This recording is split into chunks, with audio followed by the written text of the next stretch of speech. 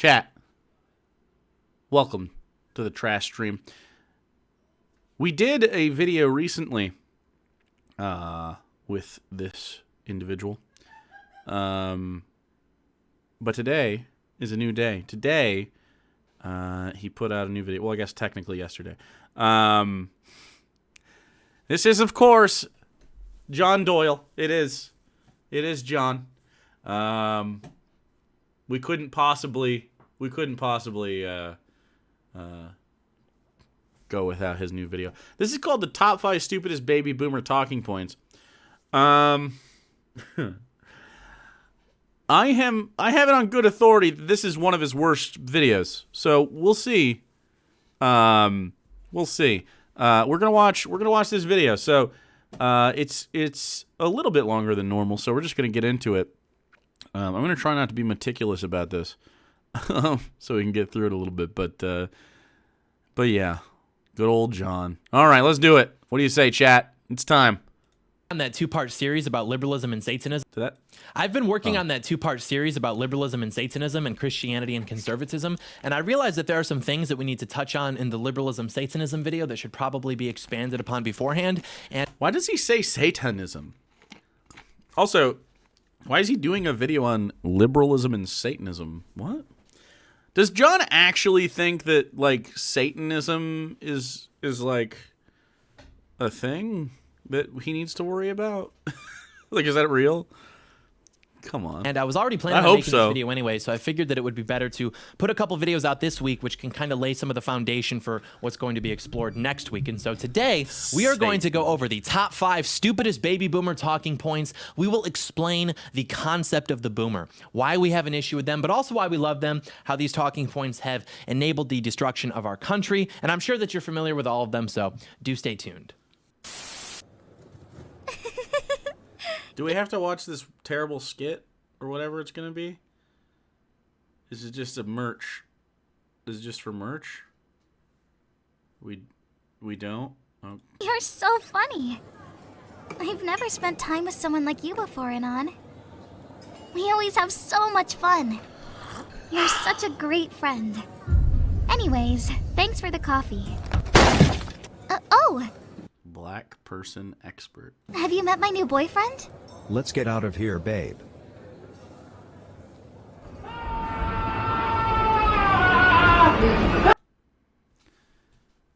Huh.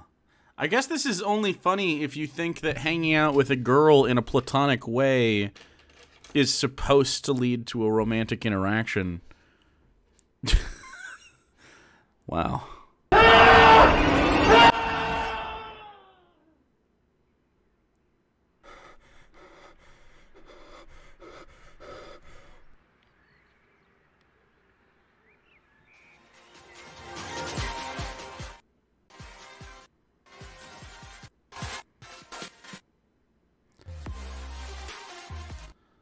Black person expert merch. That's the whole thing. I'm gonna skip his title sequence. This is just not. We gotta get him for the intro. Hello there, ladies and gentlemen. Welcome to His videos are so loud, dude. I have to turn him like 60%, 50%. Heck Off Commie. Let us address the baby boomer question. Let us first, though, remind the audience that the Discord server is back up on the website, so if you're a member, go to the website, join the boys once again. Also, look how much better the image looks. Yeah, the camera's way better. Is this not better? Are the angles not better? Are the lights not better? Our friend Kayla came over, got everything set up properly, so we appreciate that. We love Kayla, don't we, folks? Also, the new merch is going live on the website this weekend for the 3-year anniversary of the channel, so be ready for that. But anyways, yeah, some of us watching are baby boomers. Some of us have parents who are boomers, maybe even have grandparents who are boomers. How do you have grandparents? What the fuck? Damn, these people are young. And technically speaking, a baby boomer is someone who was born between the years 1945 and 1965. And ironically, the name of the I guess so. generation, which is in reference to the post-World War II surge in babies that this country had because we were riding an unprecedented wave of prosperity and morale. Prosperity, morale. So the rise of baby boomers weren't just because of prosperity and morale. And by the way, there is a link to economic prosperity which is why capitalism is bad, and procreation in populations. And so, yeah, our involvement in World War II led to an incredible amount of, population, I guess. And due to the fact that we made a fuckload of money off of war. But it wasn't just prosperity and like this is like patriotism wave of stuff. It was because men were gone from the country for 5 years doing war. Well, 7 years roughly. Depending on where they're from, but because boomers are all over the world. But yeah, I mean, United States boomers, definitely, that's part of it. That's definitely part of it. Another part of it is a more sociological thing, which sort of started the initial wave of what would later become sort of the 1960s hippie movement. Conservatives, let's make it better for a life for our kids. Kids have a better life. Conservatives, shocked because she's true. They started, kind of loosening up the culture a little bit because women went to work and there was a whole thing. I mean, like, it's so much more interesting than John said, and I know he's doing it so that he can kind of frame this in a certain way. But the baby boom is so much more fascinating than just we won a war. So. As a history person, I would be remiss to tell you not to check that out, not to look it up a little bit. The baby boom is fascinating. Ironically, the name even references their greatest weakness, which is exactly that they grew up in the most prosperous and free period in the history of the country, probably even the history of the world. The most prosperous and free. It's so interesting to call 1945 to 1965 the most prosperous and free time in American history. 20 years of American history, 3 years prior, ending 3 years prior to the Civil Rights Act. So most free for specific demographics, sure. And they pissed it away. And I've said this before, they were too busy getting high and listening to Led Zeppelin 4 to actually push back against the forces which have ultimately overtaken our country. And let me clarify, I don't think that my generation's better. I recognize that every generation is going to have its problems. We don't even know how to cook or fix household appliances, but at least we didn't. I can fumble the greatest lead in civilizational history. I don't know. That's just my opinion. And if me and all the young people are arrogant, we think we know it all. We don't even know how to fix a toilet. Maybe you should have raised us better. I don't know. That's what always makes me laugh because they'll say, "Well, maybe you should have raised us better." Well, kids nowadays, they have to. I mean, I definitely agree that boomer parents are not good at child rearing. But do you think maybe baby boomers were bad at parenting? And I know we disagree on what they're bad at parenting about, but baby boomers were clearly not equipped to rear children. It's pretty obvious. Anyone who's a millennial knows that their boomer-ass parents were pretty ill-equipped for the psychology of raising a child. And do you think that had anything to do with having parents that went through the Great War who had parents that went through World War II who had parents that went through the Great War? Like 2 generations of Americans and just citizens in the world had like PTSD ridden, at that time they called them shell-shocked veterans that were raising children and like were hitting their kids and were like, do you not think that waging warfare has any sort of sociological or just like cultural impact whatsoever? And like to frame these as like good generations just because the economic prosperity was high is so one note and like really sad. To like this generational trauma. This is we the millennials. There is a reason that there's a cultural zeitgeist shift that started with millennials and is basically fully shifted by the time Zoomers came into adulthood, because we were sort of culturally just working out our problems, and we got to a point where, okay, we can address different societal ills, and like we millennials, and I'm not going to take credit for it, I was definitely on the back end of it, like understanding it, but like, there's always been people pushing for leftist ideas, obviously, and it was really popular for a while, and then it got, McCarthy'd. And anyway, we're back to a point where we finally sort of won that conversation. Whether it's not just trans issues or economic issues, it's kind of all of it. That entire sort of like, wow, here are the flaws in our system thing, and it's really fascinating. I think it's incredibly fascinating to just look culturally at where we were and where we've gotten to. And I know it feels like a long time, but my mom was born before the Civil Rights Act, and now she lives today in a time of where I would say we have a better life for everybody. However, it's not the life. This is not our bar. We understand that today is better than it was in the 40s for most people. However, we also have a better understanding of but we need to do better for everybody here, because this isn't it, Chief. Thank you for the biddies, H. Baird. Our boomer parents were raised to believe that life was inherently miserable. Yeah, of course, yeah. Check the happy boxes.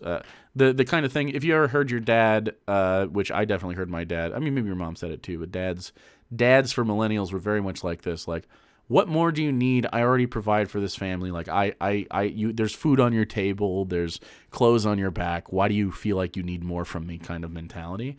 And it's like, okay, so you're a father, but are you a dad? Consider that. The Atheist Brony, thanks for the 300 biddies. Most free time ever, unless you were a black person that wanted to eat at a restaurant. True. Yep. So, anyway. Why do you need a Super Nintendo? You already have a Nintendo.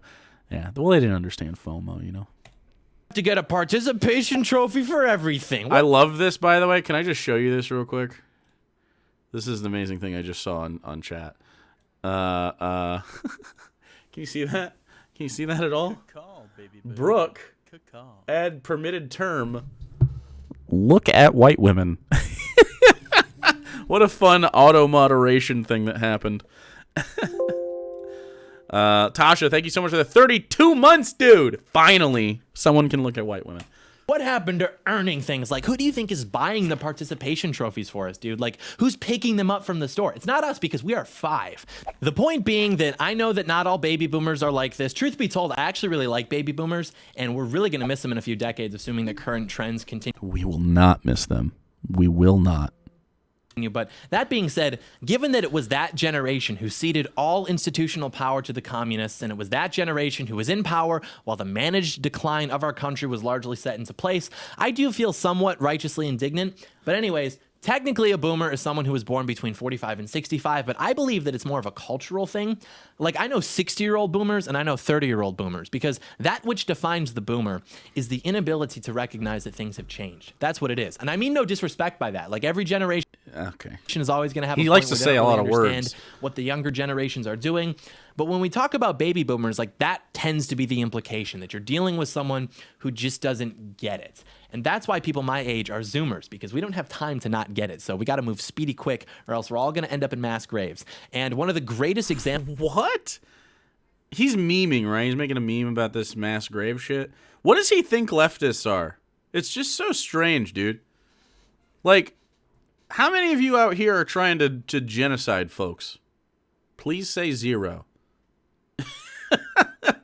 You know what I mean? It just doesn't seem... reasonable. Because communism... I don't want...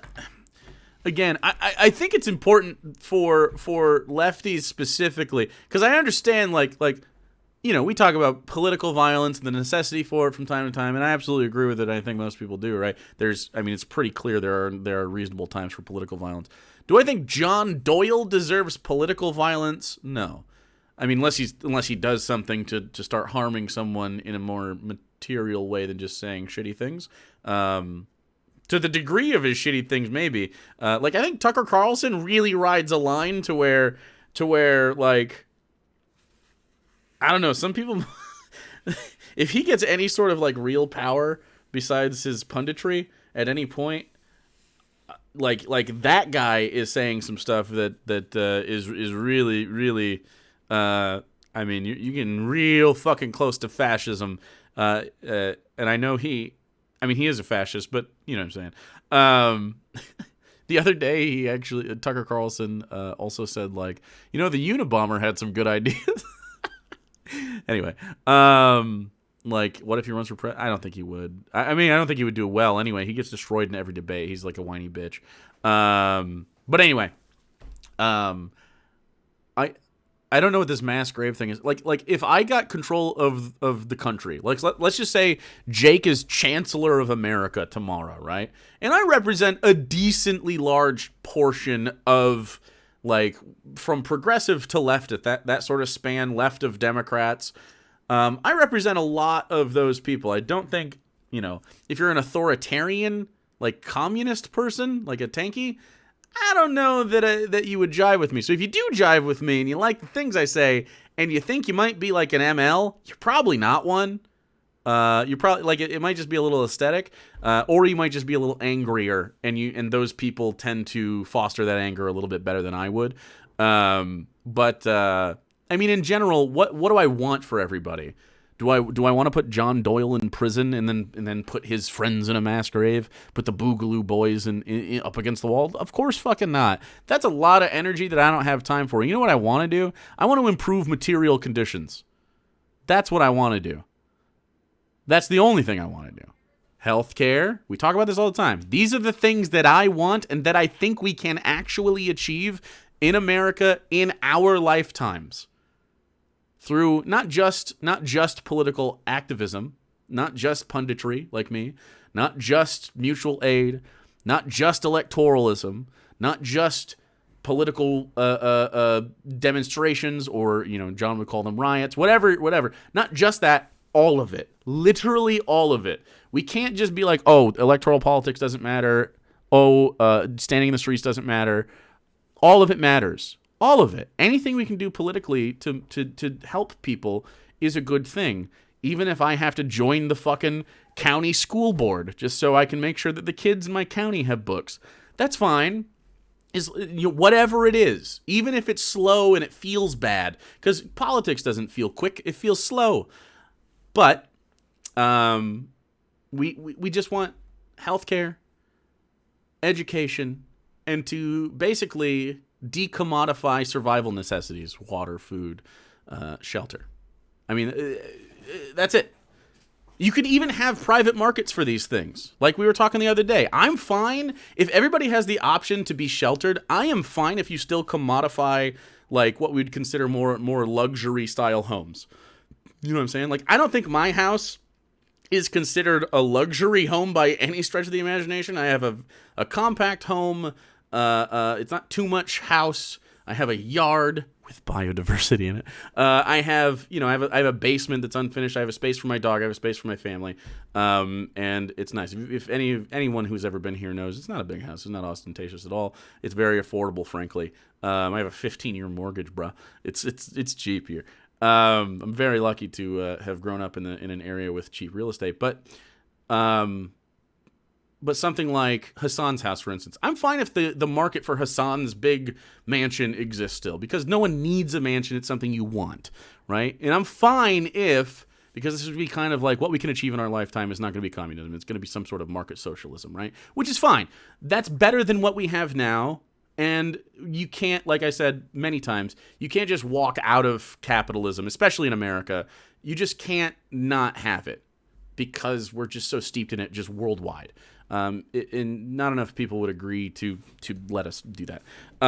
However, I do think we could do a more equitable and more, reasonable capitalism for a while on the way towards, post-scarcity, post-labor society, which is pretty much the two things you need for real, true anarchism, which hopefully we get to someday. So these are the steps. We need to lay the groundwork for our kids, which I don't have, but you do, maybe. And if you have kids, we want them to have a better world, and we want our friends to have a better world, and we want young people to have a better world. And these are the things that we need to do. So I think we get blinded by sort of the shine of what our ideal place would be, and we don't like block that out for a second. Still letting it, you ever seen a light in the background and like someone standing in between you and the light, and you can't really see them well, but if you block the light with your hand, you can see them perfectly. I think we need to block the light a little bit for our ultimate goal, which is, anarcho something, probably ANCOM, right? Which seems like pretty utopian, sort of Star Trek-y stuff. Whatever that is, some form of anarchy where everyone is pretty much just equitable and you just follow your passions and live your life as happy as you can. We're not going to get there in our lifetime. But I think if we block it just a little bit, just hold it up, and we look in the mid-ground a little bit, we don't have such long sight, we can get to that point eventually as humanity. You and I, we're not going to get there. And I think we need to understand that. And I think that's okay if we understand that we won't get there.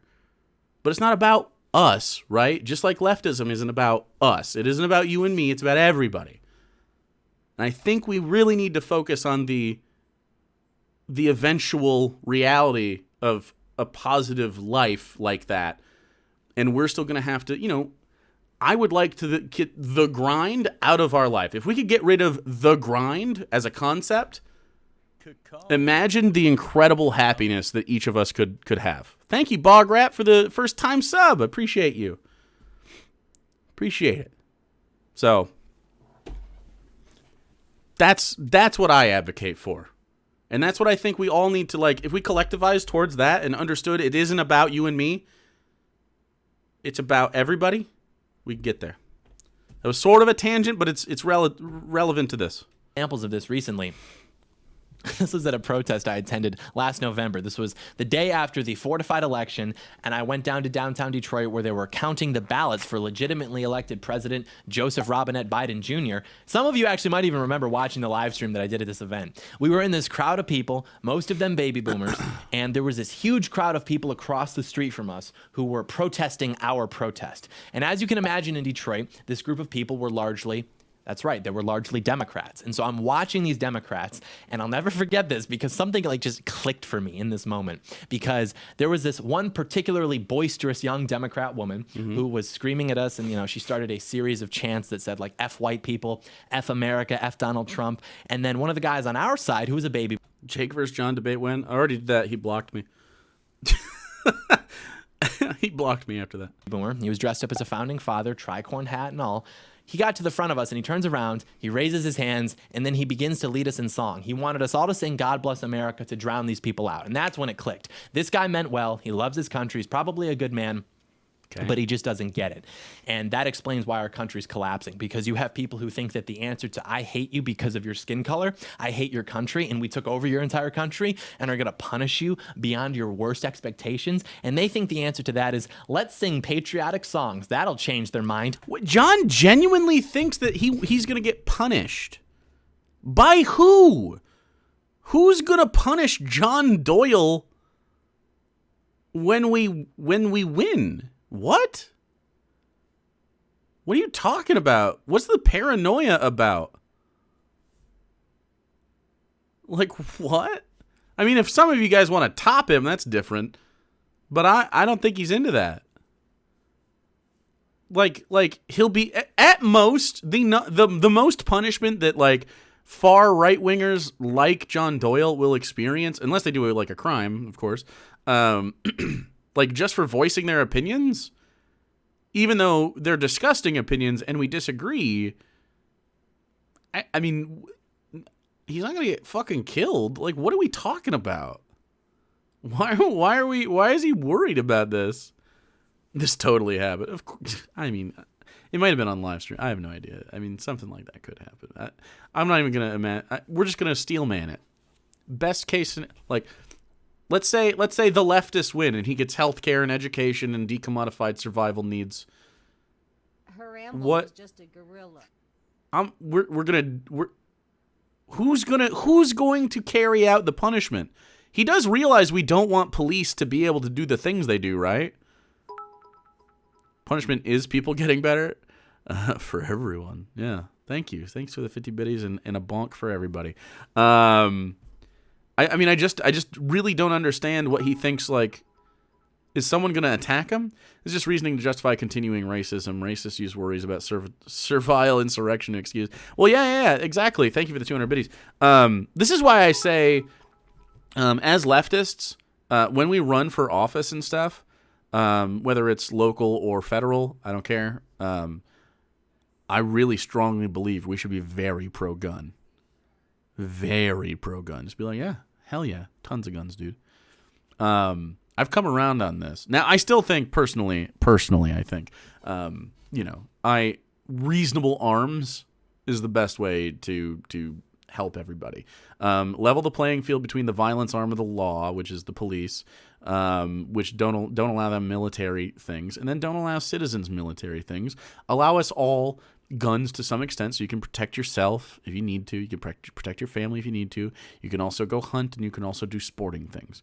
All of those applications for guns are totally fine, and I think it's good. And I know it's not going to eliminate gun violence, but I mean, like, who cares? And if you did a buyback program or something, or used it like a stimulus, that'd be fantastic. And I think it would work. However, I do want to stress that I do think that marginalized people, if you're comfortable with it, maybe you should fucking have a gun, dude. Like, if it's legal where you're at and you're fine, like, if you're not, especially if you don't think you're going to hurt yourself with it and you're just going to, keep it for personal protection or something, especially like a trans woman, because especially a trans woman of color, violence happens to you people, inordinately, and you know that. And yeah, I mean, I don't, because Republicans always run like, oh, this guy's going to take your guns. I'm not going to take your guns, dude. I'm not going to. What I am going to do is advocate for the people that you're trying to oppress with your guns to also have them. I mean, that's just what I'm gonna do. Marx was pro-gun, and I like Pablo Marx. Well, Marx was pro-gun in an era before the guns got crazy. You know what I mean? Like, the guns got crazy. If guns were like Marx guns, which were still pretty crazy, but if they were like Marx guns now, I wouldn't even necessarily need to add the right to bear reasonable arms to the Constitution. But I do think the word reasonable should be put up there, and then that way you can just, like, relative to the time you're in, determine what the word reasonable means. And I think that'd be fine, but swords. Do you think they're confused when they say that they hate you and that they hate America? They really mean that. You're not going to sway them with a folk song. Oh. And then at that point, I just said, screw it. I'm going to use actual tactics against these people because song isn't working. So I decided to capitalize on low impulse control, a known Democrat weakness, to see if I could get some of them arrested. So I had my megaphone and I just started broadcasting to that particularly boisterous Democrat woman stuff like, hey, are you from Little Caesars? Because you're hot and I'm ready. And right on cue, she starts crossing the street screaming at me. The police see this. They start calling after her. The plan's coming together. And then from left field, this Asian girl comes up to me and the boys, and she gets right in our face and she's like, you guys are being so disrespectful and rude to her. I'm on your side, but this is so immature. And then it clicked again. Then I try to pull this epic prank to... Why is he framing this like an epic prank? What a weird guy. And then I pulled this epic like, what a fucking weirdo. Get this woman arrested by simply complimenting her with a reference to a Michigan-based pizza franchise. This woman who was literally chanting, F white people, I hate you, come over here so we can beat your ass. Now I have this little Asian feminist telling me that I'm the problem. And say what you will about conservative women. It's so weird that he's saying Asian, like he's really sticking to the old, her race is incredibly important to him. But if you was Which again, when you point stuff like that out, and we do still colloquially, just because it's sometimes you want to describe a person, but he's not doing that to describe. There's nothing about this that needed to be, he didn't need to mention Asian. We do that because he's very white centric, which is, I think you guys understand that. One, comparing a woman to a food item known for being shitty is not a compliment. Two, and that woman's name, Albert Einstein. Yeah, I don't know if this is real or not. It certainly doesn't seem like delivered as well. By the way, Little Caesars, kind of slaps still. It's dog shit, but I like it.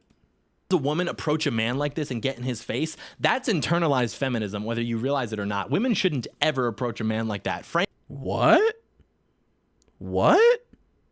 Frankly, if you do, you should expect to be treated like a man. What? What does that mean? If you speak up to a man? Let's do that actually right now. You want to know the correct take on hitting women? Here it is. The whole idea behind not hitting women as a general rule, Everybody knows, women are your mothers. They're your sisters. They're these vivacious, feminine. So John Doyle is going to make a case for violence against women. I'm excited to hear him out. Nurturing beings. We have to protect them because of that, right? It's not because they're physically weak. That's what everybody thinks, but that's not why. There are plenty of physically weak men that no one would have a problem with hitting.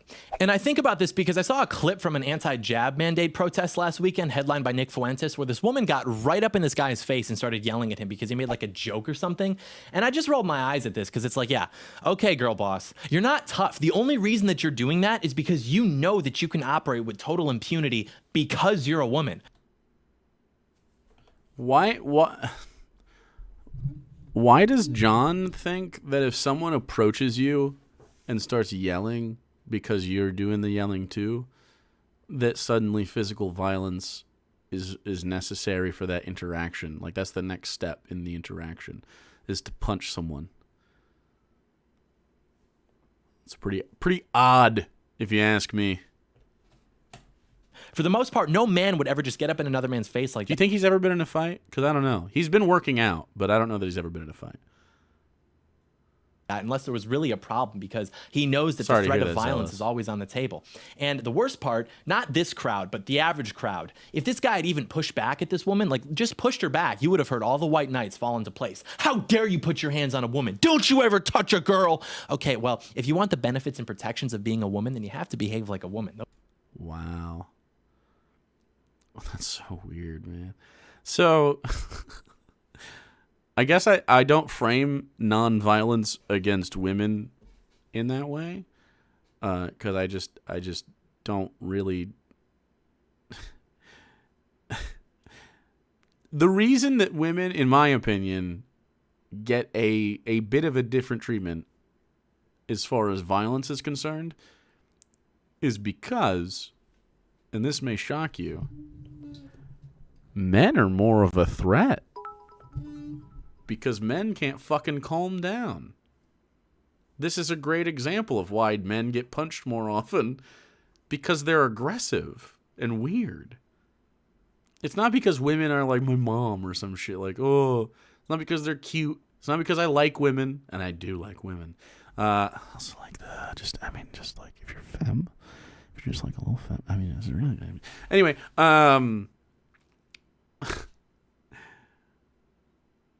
I just really don't understand like why it's a sexist thing for him. Really, it's not. The way I frame it is just like men tend to be more violent, and I might have to preempt this.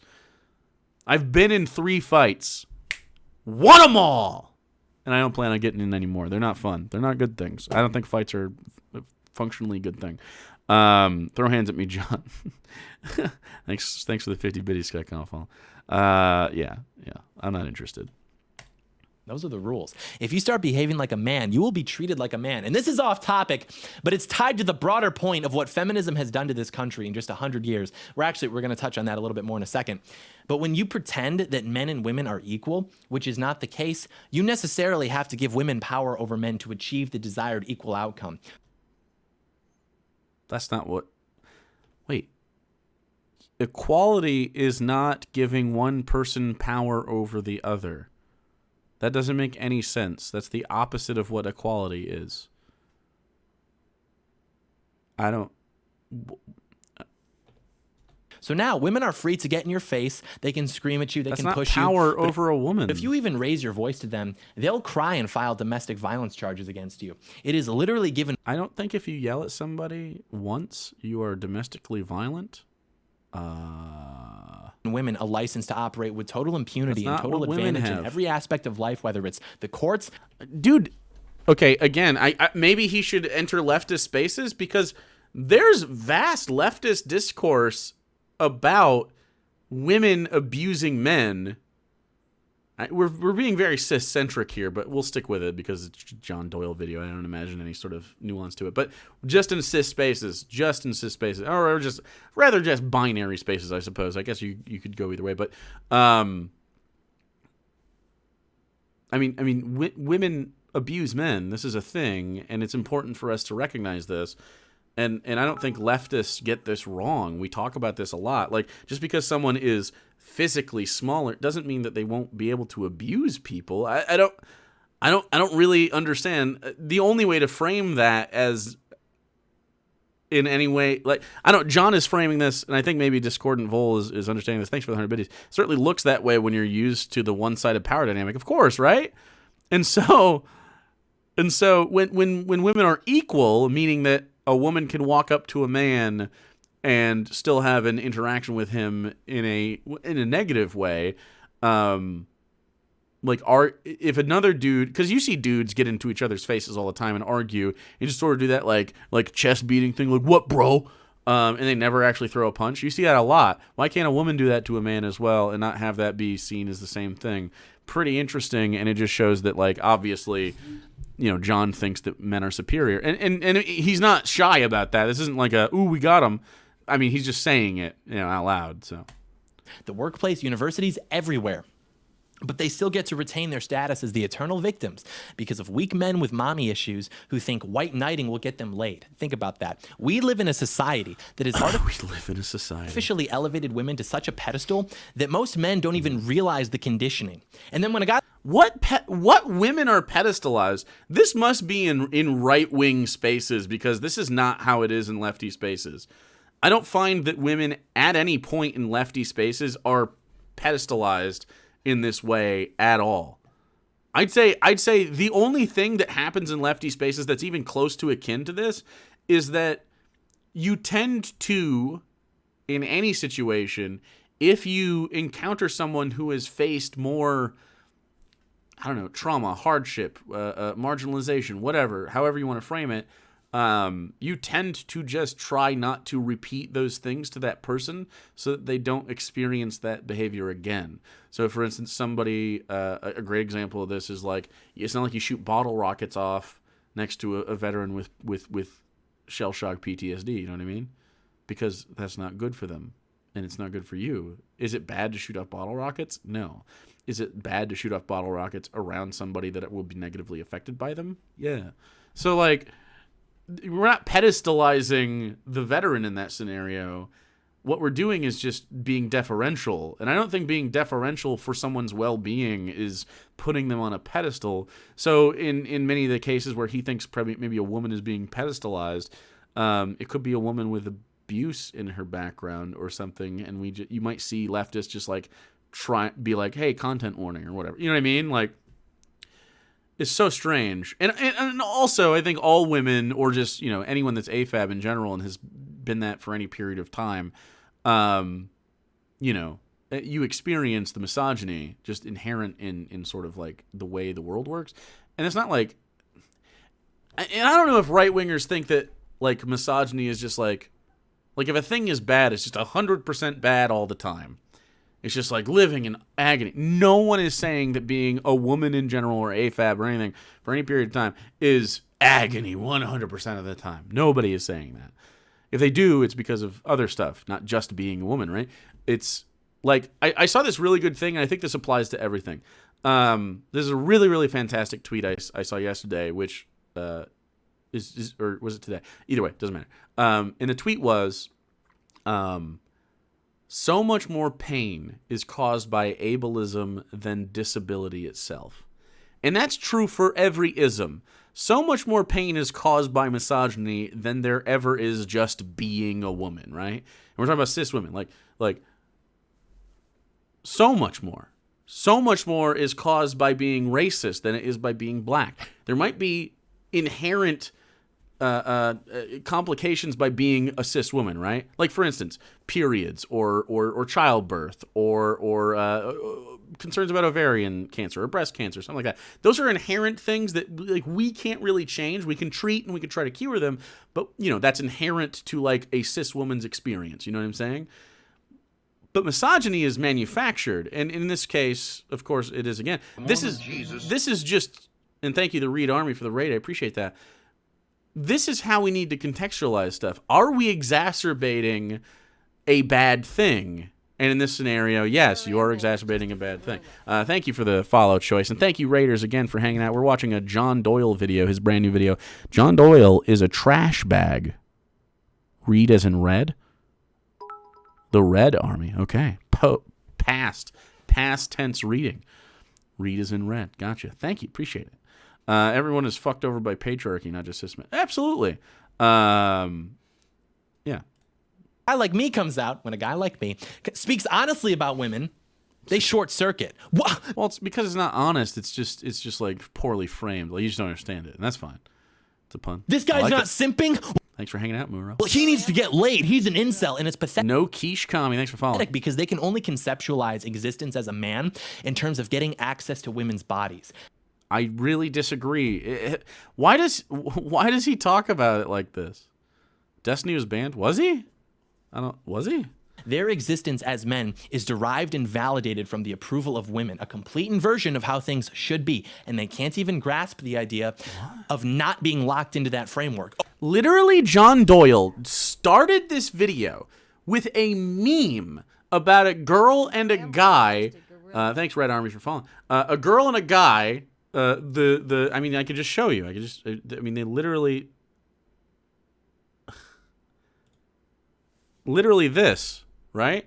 Started with this meme about her and him going to a coffee shop. He bought her coffee, and then the Chad comes down and just takes her away, and he's big sad.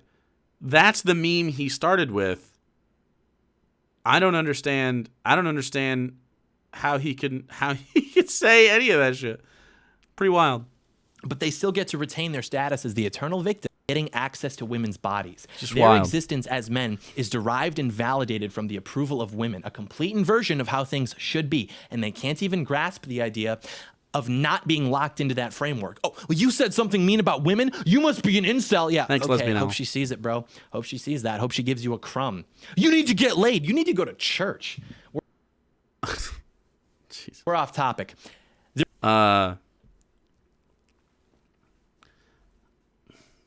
I don't think you need to,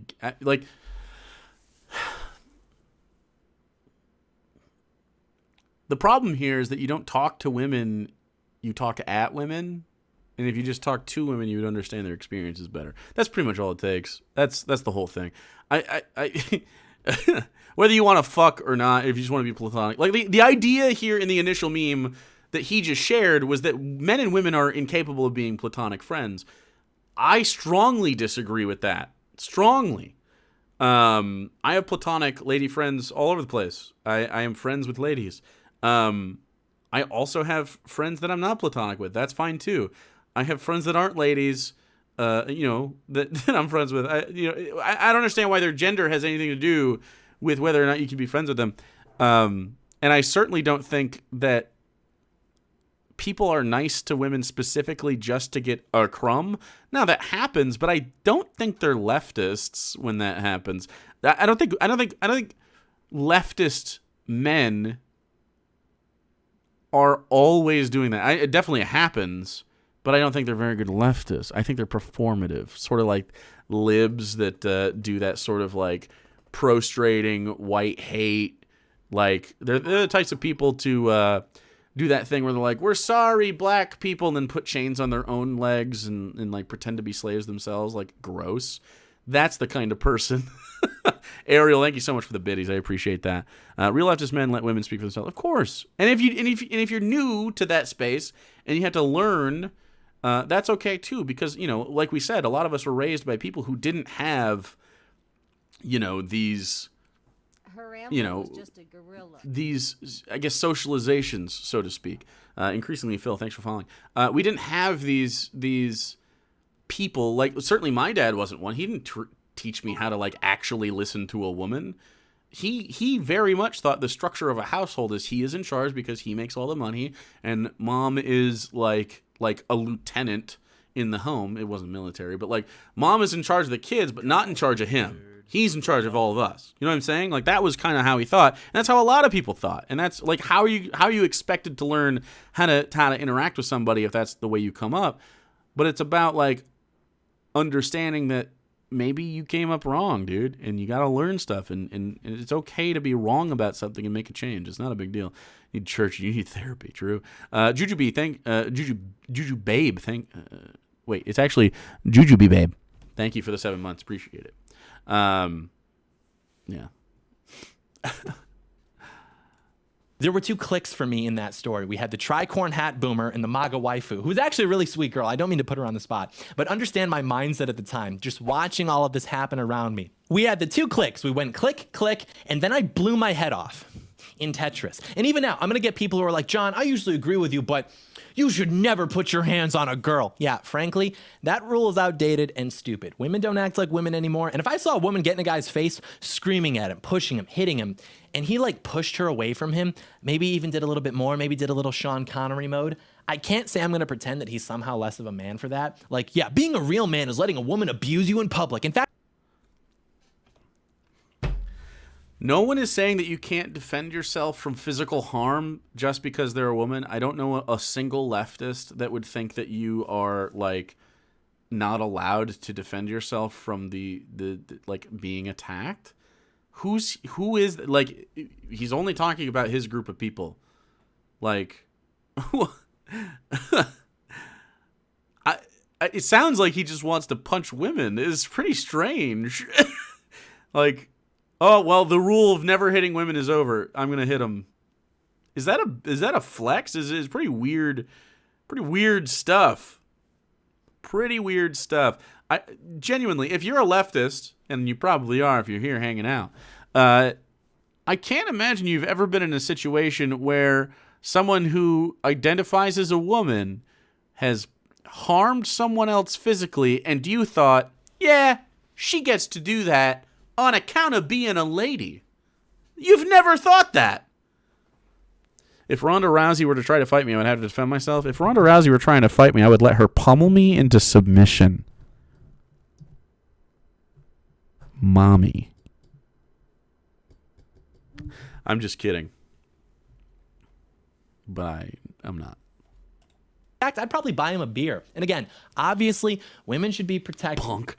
Bro, Ronda Rousey doesn't want to have sex with this guy. You kidding me? This guy? I mean, Ronda, call me, but it's not going to work out. I mean, you'd have a good time. But I'm just saying, she could do better than me. She could do. Come on.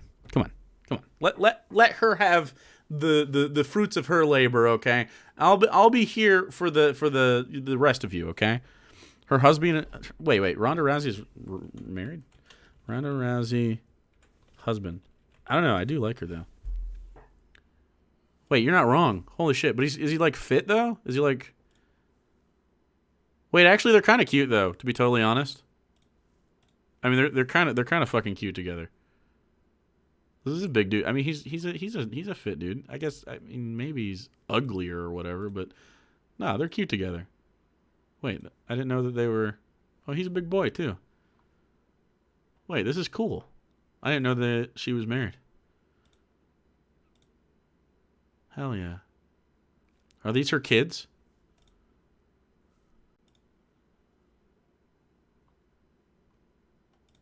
Wait, they're actually cute though. Wait, why are they actually so cute? Never mind. If you guys are like in an open thing, I'm still down. But yeah. Wait, they're super cute. Okay, Ronda Rousey thing over. That was a weird thing. That was a weird thing that just happened. That's why showing up live is good. Okay.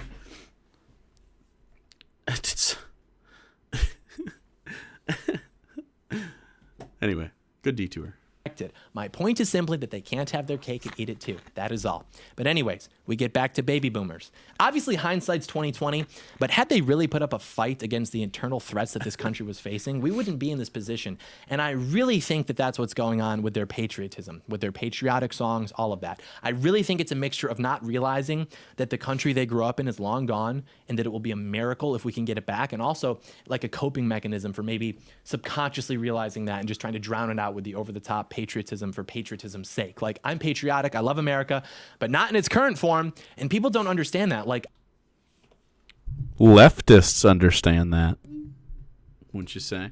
I'd say most of us, I definitely do. Like, we've talked about patriotism in the past. I'm not patriotic in the way Americans talk about it, especially the American right. I am not patriotic in that way. Because I don't care about the flag or the fireworks or the fucking military or any of that shit or presidents. Fuck that. You know what I am patriotic about, though, is our fucking culture. Like, I genuinely think that this country is dope. I think we could be such a fucking cool place because we have so much just like breadth of the human experience, whether it's just like even if you take all the people out of it, just the United States in general, just geographically speaking, is fucking cool. We got deserts, we got mountains, we got tropical, we got northern, we got Tornado Alley, we got vast plains, we have ocean sides, we have inland lakes. Michigan is beautiful, for instance. Like, there's lots of really cool things, and then the people in it. Like, think of all the things you like for food, for example, Mexican and pizza and fucking Italian food. And I know it's all Americanized, like, because they're immigrants, but usually Americanized food is so because of the ingredient shift. There's lots of cool things. Now, there's lots of bad things, too. We have a very dark history. Obviously, we're very militarized. We have a terrible police system. But a lot of those things are systemic. You know what I mean? A lot of those things can be changed. And that's what I'm talking about. America has a decent lattice for a country. We have a lot of space. We have a lot of different climates. We have a lot of different people. We have this really interesting sort of like culture of entertainment and art. And like the chief export of America, by the way, if you did not realize this, is art. Isn't that crazy? That's amazing, right? Now, art to different degrees, in the same way that like Fortnite is art, you know what I mean?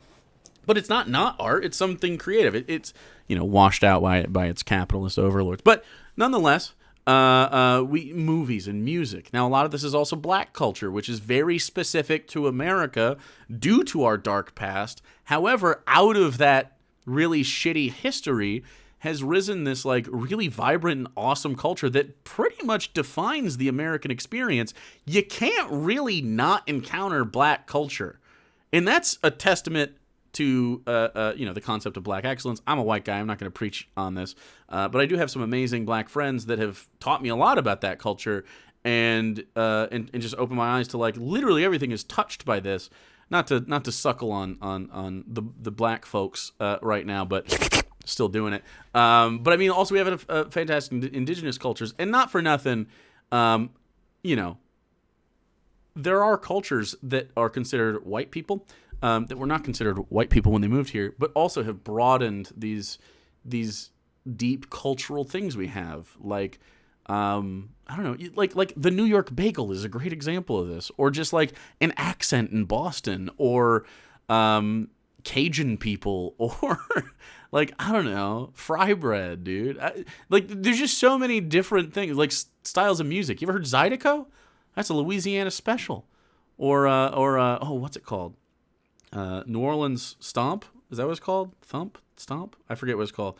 I don't know. There's just so many fucking cool things. We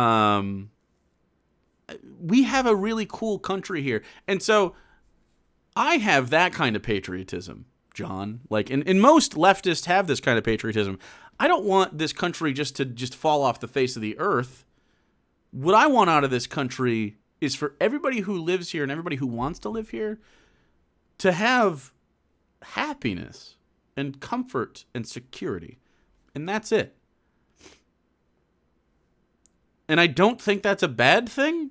I want John to be able to pursue whatever he wants, even if this content is the way he wants to go. But there's some things he's going to have to lose on the way.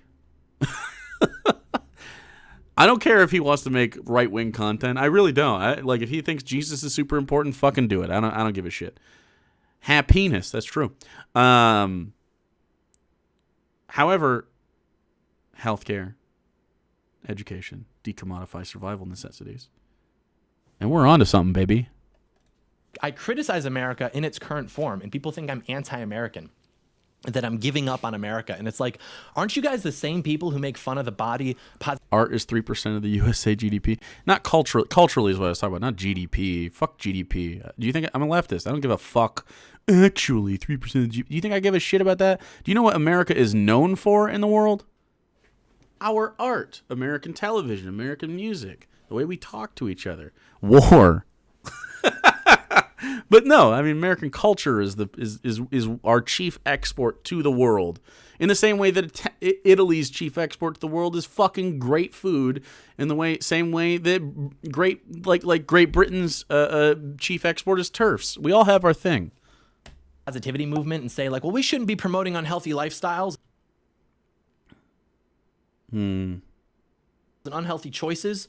Aren't you the ones who say, well, you need to pull yourselves up by your bootstraps and take responsibility? If you have a family member who's a heroin addict, you probably wouldn't spend all your time talking about how great they are and how, in a way, the heroin addiction is actually what makes them great because it was their choice to become a heroin addict or something. Now, okay, can we talk about addiction for just a second? I told you I wasn't going to stop a lot, but I am. I'm lying. The concept of addiction, I mean, these are just small things that make up why John Doyle sucks, dude. Addiction is like, I have two parents that have fought alcohol addiction their entire lives. One lost, and the other one is a struggle bus. We'll see where that gets. I mean, she'll probably die an alcoholic, and that's, I mean, you're an alcoholic, you're an alcoholic, I guess, always. But let's call it a practicing alcoholic. In the same way, you're never really not Jewish anymore, but you might not go to, I was going to say mass, but I think it's just whatever service is called.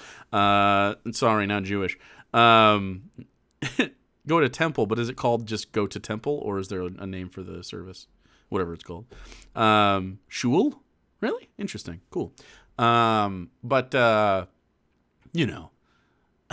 Anyway, we don't need much more on this. I just think the concept of being addicted to heroin equals being bad. Like he just said, heroin addiction, you wouldn't consider that person a good person. It's like, I mean, the reason that heroin addicts are considered bad in American culture is because usually when you're addicted to heroin, there is no solution to that outside of getting tremendous medical assistance, which costs a lot of money, right? And then, of course, the economic situation of needing money to buy heroin in capitalism, so that you also have to balance your survival needs during that. Like, it's all bad. When really, if you just universalized healthcare, you wouldn't have drug addiction in the way that John Doyle hates it. So.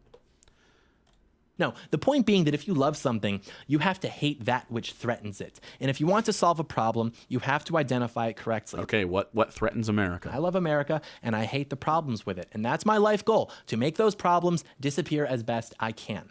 A lot of people just want to wave American flags and sing songs and pretend that everything's fine. Yeah, Pingo, exactly. And I'm glad that you came out the other side. Because it makes them personally feel better. But Now, I will say, you can do bad things in pursuit of your addictions. But if, like, at least for me, if I see somebody trying and they want help at a certain point, like, I'm willing. There's some people that don't want help, and there's some people that don't want help for long stretches of time. But if the time ever comes where you do want help, I'm here. That's just how it is. You can swear in this chat, Pingo, if you want. You don't have to censor it. I don't know if that's a you thing or if that's a me thing.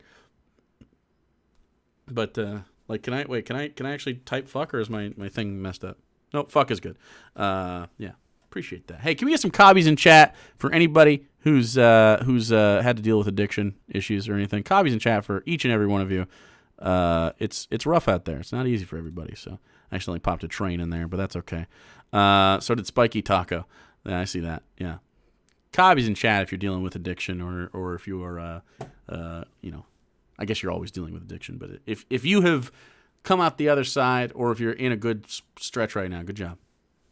I actually take this very seriously, and I'm not going to apologize for that. So we will now get into the list. My friend Blake said something one time that made me laugh. He said, it's not a Hawk video unless the list doesn't start until 10 minutes in. And it's so true. We just have a lot to say. Cupcake, it's weird that you say you feel ignored here. We talk pretty regularly, so I don't really know, man.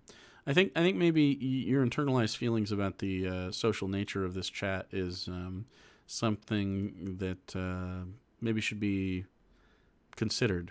You know what I mean? Like, maybe you should think about it and think about why you feel a certain way about stuff, and understand that, like, you're one of 300 people right now, and I mean, I do talk to you. You know what I mean? Had to And you're appreciated in chat. To tell some stories, had to talk about hitting women. Lots on the docket today. But before we get into the list, have you noticed that it's getting crazier out there? Yes? Well, that is because it Okay, nope. Not gonna watch your ad for stuff. divide us. They're trying to divide us by race and religion and gender and all these other things. I do agree with that, but the implication of it is not true. The implication of it is basically that the people in charge of these things are sowing divisions between people based on all these different things. And if we could only realize it and come together united, we'd be able to take control again. The problem with this is just a misunderstanding of the cause of that division. The line of thinking tends to suggest that this division is being manufactured rather than being exploited, which is what's actually happening. Because if you know anything about history, you know anything about human nature. Wait, does John think that he is not part of the dividing force in the country, or what? About in-group preference, etc. You know that these divisions between people are inevitable, like literally unavoidable. There's never been a successful multiracial, multi-ethnic, multicultural society Uh-oh, is he going ethno-state? operating under a liberal framework in the history of the world. Like, we are experimenting with it right now. You tell me how you think it's going. Operating under a liberal framework, but he does think maybe a more authoritarian one would work? Interesting. I don't know. But this gets back into the well-meaning patriot who wishes so badly that everyone in the world would just come together under the American flag and sing the songs and love his country just as much as he does and be just as American as him. But unfortunately, that's just not the way that these things. For the record, this is not true. There have been many multicultural civilizations and countries in the world. I mean, like literally all of them. There's not like many homogenous places. And if they are homogenous, have you noticed that all the homogenous places are incredibly conservative and it's restricted on purpose? And it isn't better there. It's just the same. Things work. I wish it were, but it isn't. These immigrants are not coming here and reading the Federalist Papers and voting to preserve the foundations of this country. Lots of them do, true, but the vast majority are not doing that. The vast majority just view America as an economic opportunity, which I guess they feel entitled to since Americans decided that temporary, incessant displays of patriotism from third world immigrants to satisfy their egos was worth like our national identity and purpose being reduced to a glorified casino. And they vote based on their group identity to achieve as much power for it as possible. So that's the reality.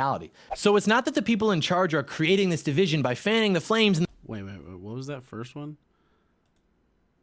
Separate the white from the black. Yike. It's not that the people in charge are creating this division by fanning the flames. Okay.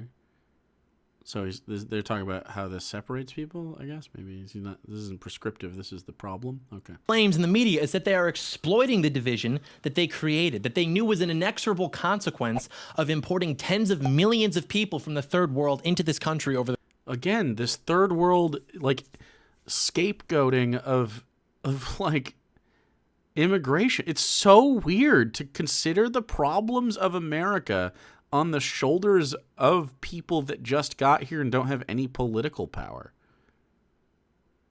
Like, what? Most of these people can't vote that you're bitching about. I don't even understand what it is. Is it scapegoating? Yeah, it's fear-mongering. What? There's nothing that you can point to from a political perspective that would aim at, like, that would aim the fault of America at immigration or the immigrants that are there in any way. In fact, like even economically, if you look at economic models, what happens with immigrants and immigrations, third world is a colonialist construct, of course it is. If you look at immigration, what happens is you have an initial dip in the, you as a country, let's say if you have an immigrant for 20 years, the initial 7 years, you will actually lose money on that. But in the long run, you actually make money on having immigrants in your country. Not to mention the amount of physical labor that is produced by immigrants that are not legally paid under the capitalist system, which the capitalist system quite literally requires to maintain itself, which is, of course, another reason it's not ethical. So, for the course of the last 60 years. Have a good night, Salty Connie. That's the correct take. The take isn't, they're trying to divide us by these things. We must unite. What are you, John Lennon? You think that that would be winning? There is nothing that the ruling class would like more than a population of people with no culture, no national identity, no religion, no anything. Wait, why wouldn't you have a national culture or religion? I don't care if you have a national... What? What is the national culture of America? Like, I don't even understand what that means. Do you think somebody from Ohio identifies culturally with someone from Texas? You know what I mean? We're too vast to say, oh, here's our national identity. No, what we need to have as far as a national identity, sorry, I flubbed it. The national identity of the country is kind of literally uniqueness. You know what I mean? Like, everybody is understandably unique in their own way, and through that uniqueness, we find common ground. And then we just try to have a good life. I really don't think there's much more to a national identity than that. The only places that have national identities like that are the size of, like, Maine. Like, we have huge states. You can't get cultural identity like this. It just doesn't make any sense. I don't know why they want this kind of homogeneity. Like, what do they think is... You can't even force it. Like, the only way to gain some sort of cultural identity in the way that John, like, in the scope that John is talking about, would be through, I mean, just massive forced, like, initiatives towards culture. It's just wild. And this is why you have problems with right-wing, like, fascism essentially is an assault on culture, because you're trying to take the pieces of whatever culture you have, you're trying to extract those, like, and treat it like a cancer and hope the tissue around it, the fabric of the culture around it, doesn't die with it, but it always does, because you can't do that. You'll have cultural insurgency in a way. You know what I mean? I mean, you could see it in World War II. Not to Godwin's law, but I mean, it's pretty obvious that if you try to extract a certain group of people from your community, no matter the size of it, and Germany's not huge. It's smaller than Texas, if I'm not mistaken. It's like you just don't. You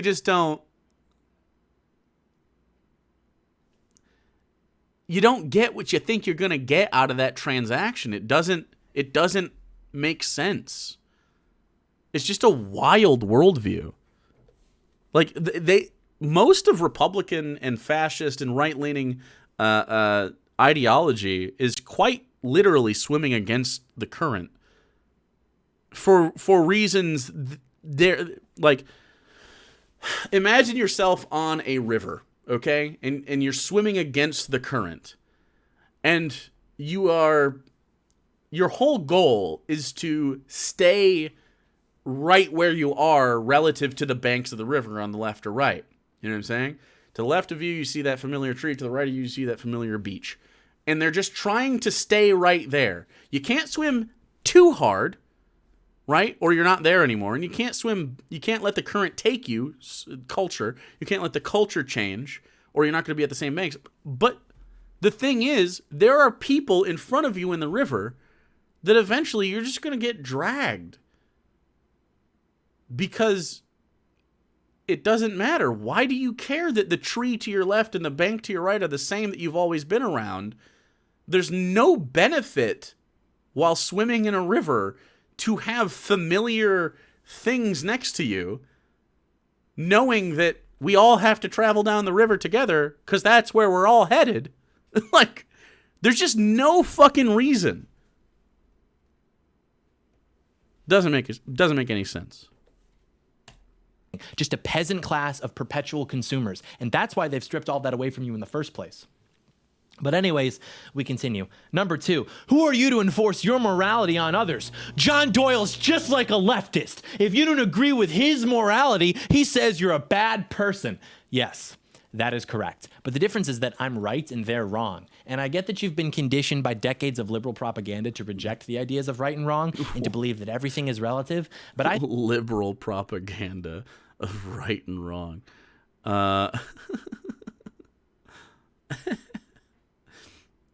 Dude, what is this? What are you doing? It's good. What?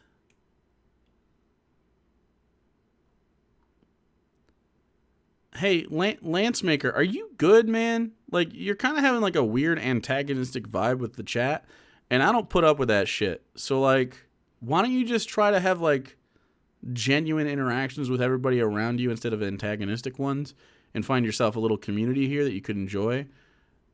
Like, or you can just continue to be too wine drunk and nobody will like you, and then you'll leave. I mean, that's just really it. And I'll just, like, you can go somewhere else, or you can hang out here, man. Her ramble was just opening another bottle. I think that we've seen the results. All right.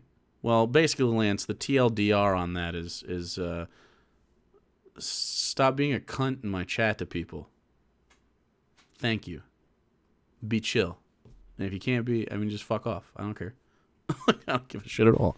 My chat is a place of kindness. Okay. I am not, however, a place of kindness. So. Results of that experiment, and they suggest that it's time to go back to how things used to be. So yeah, not only is there right from wrong, and not only do we know right from wrong, but we have an obligation to use our power, whether that's our voices or laws, to promote good in society. Well, I don't believe it's the government's job to compel individual behavior. Really? Basically, every law that exists does exactly that. Speed limits, which I unironically think should be abolished, or at least we should have some sort of like system where you can buy like a pass or maybe like $1,000 a year that lets you drive however you want to. Why? I don't understand why he thinks a $1,000 a year speed pass is a good thing. What kind of fucking... Why is he like this? He's so fucking dumb. Frankly, please let John Doyle drive as fast as he wants. We won't have to deal with him for super long. However fast you want to, I should say. But speed limits do that. Murder laws, sexual assault laws, they all compel individual behavior. So the question becomes, I should be able to buy a $1,000 murder pass. Where do you draw the line? If you don't trust yourself to know right from wrong and to advocate for right and against wrong, then how can you support laws against murder or rape or anything, really? And if your answer to that is anarchy, then you're no different than a socialist, because wait, what does he think anarchy is? You're fixated on these impractical utopian ideas. The bottom line is that... Wait, what? Wait, does he think that leftists don't want any sort of like laws? Like what? The utopian ideal of an anarcho-communist society, maybe, but not like the practical reality of living. Like, it would be nice to not need laws, right? But I don't think there's a leftist you could find that's like, yes, no laws. None. Not a law. Because in your head, it's nice, like, oh, well, if we don't need laws, then everybody just sort of gets along to most degrees, right? But like, even if the laws are they change every day. Like, let's say in a particularly, like, I don't know, like in an anarchist town, the most anarchist place you could think of, conceptual in your head, like an island unto itself. Even they will end up with laws at some point. If someone steps out and does a bad thing, people do bad things sometimes. Sometimes people have, I mean, even if the bad thing is spurned by like a or spurred on by like a mental illness, for instance. Like if someone has hallucinations and they accidentally hurt somebody, that happens. It's not normal. It's not often, but it happens.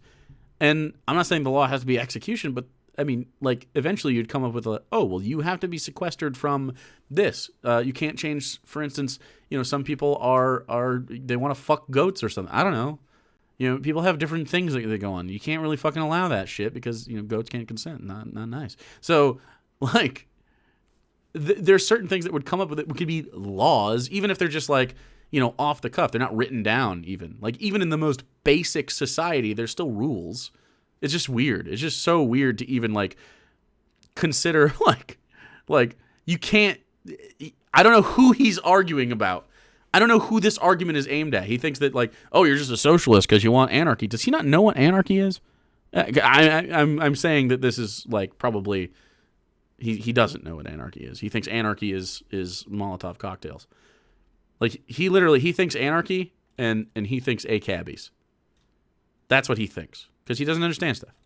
That this country and everything about it that you love so much was built upon Christianity. Portman That's 2 the fact of the and matter. You might not Marxist like Duck. it, Thanks for but it's following. nonetheless true. The reason you have God-given rights is because of that. The reason this country isn't as lost as Australia right now is because of that. How can you talk about your rights as an American that you only have because of God while rejecting the concept of objective morality which exists through what? God? Fucking Jesus. That is sad, dude. You only have these through God. It's like, no, dude, have you read the Bible? The laws are very different than the American law system. Very strange. The only reason people don't like this is because they get whiny. They get whiny when you highlight their immoral behavior. Call me out of touch, call me a Puritan, which, by the way, isn't an insult. This country's moral culture, back when it existed, was largely influenced by the Puritans. That was a good thing. But the point is that we know what's good. Why doesn't he live a puritanical life then? I mean, he literally doesn't live this life. Like, how can he be mad? Oh, buddy. I didn't know you were here. You guys want a dog break? Come here, bud. Come here. I didn't know that you were behind me. Hello. Hello. I just heard your grumbles. Oh. Bye, buddy. I have a thing for you, bud. I think. Do I? Oh, shit. Maybe I don't. Damn. Never mind, bro. Sorry, buddy. Wait, here you go. I'll give you something. You want something? I have some goldfish. You want a spinach goldfish, buddy? Come here. Is that pretty tasty? Do you like goldfish? Here, you want a beet goldfish? Come here. Have a beach. There you go. And then do you want I think this is carrot. Do you want a carrot one too? Here. Thank you. All right. Good boy. Sorry, I didn't have any of your doggy stuff here. All right. Love you, buddy. Hey, what's Mom doing? To get him out of your face, you ask him what Mom's doing, and he just leaves. That's Darwin, by the way. If you've never been here, that's my puppy. He's not a puppy. He's cute, though. Anyway, back to John. And we know what's bad, and if we want to have a good society instead of this like amoral vacuum of nihilism, then we have to actually stand up for good and against bad. This should be self-evident. But we continue. Number 3, your problem is that you're thinking with emotion, not logic. Come on, bro. Really? How I just don't think. Come on. Policies need to be judged on their results, not their intentions. Again, yes, this is true, but it doesn't really serve a purpose beyond making whoever said it feel smug, because it misunderstands the reality of human nature, which is that people basically don't have agency and are not robots. Even if I were governed exclusively by facts and logic above all else, there would still have to be something inside of me that created that fixation. Think about it. People are not driven by facts and logic. Even you are not driven by facts and logic. This fixation on abstractions has undermined the importance of the immaterial. We're driven by the fact that we love this country. Look at the passion. Look at the passion that these protesters and rioters have. Look at the way they scream, the way that they cry and take to the streets. Do you seriously believe that if you sat down with them and proved to them that you were correct on gun control, gun policy, that Gun control, gun policy. I don't think you would disagree. Do you think that a Republican and an Antifa member disagree on gun policy? What does he think the gun policy of Antifa is? It's so weird that this happens all the time. And I think this is partly our fault, leftists. You, me, well, not me as much. I am wearing the corn, so it protects me from certain things, including all criticism. But no, I think we need to be better at communicating. We are not Democrats. We are not liberals. We're leftists. I don't think we disagree very much on guns. I think the only thing we would probably disagree with on guns, a leftist versus a Republican, is that there needs to be some degree of like mental health checking involved with it.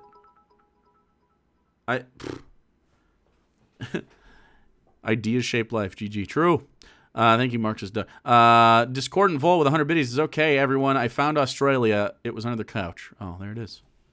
The very next day, they'd be back out there, except this time they'd be channeling that passion in favor of your side. No, they'd probably just say, well, I just have to do more research, and then just stick to what they already believe. Lived experiences, passions, these are the things that compel people. These are the things that compel people to fight, right? Politics isn't about truth. It should. Yeah, but it wouldn't be a big disagreement, crad babes. It'd be like a small disagreement over, like, people with severe mental illness should not be given them so they don't hurt themselves or others. Like, that's pretty much the whole thing. Could be. It's not. It's about people, and people are prideful. They are ego invested into these things. They are largely influenced by their lived experiences. And if you can structure a society, they're largely influenced by their lived experiences. So let's just discount all the lived experiences of everybody who isn't me. True. That's how it works. Basically breeds mental illness and then simultaneously create victim narratives. He always says that this country breeds mental illness. What does he even mean? Like, what mental illnesses is he talking about? Spoiler, he's talking about, like, trans people and stuff. And he'd probably say depression. But really those things are caused by stuff. Not trans people, depression. Well, specifically, dysphoria is caused by things. Obviously there's the innate dysphoria. But then there's dysphoric events that happen through socialization, which is something leftists fight. I don't know, man. I don't know. For people to sympathize with, you could consolidate a decent amount of power pretty quickly, couldn't you? There's a reason that these people, like, break down into tears when you debate with them. Bro, you debated me and then blocked me on Twitter, and then you got banned. But you blocked me right after that. Strange. And the grand irony is that you laugh at them as if they're the ones who don't get what's going on. No, you don't get what's going on. You don't get how bad things in this country are, where these people are so sick that they can't have a disagreement about politics without literally crying. And you think it's just because you, like, owned them. Who is crying? I don't understand. So hard with facts and logic. Who are these people? And these people are dangerously close. That person was not crying because they were owned by facts and logic. They were crying because Donald Trump got elected, right? This is wild stuff.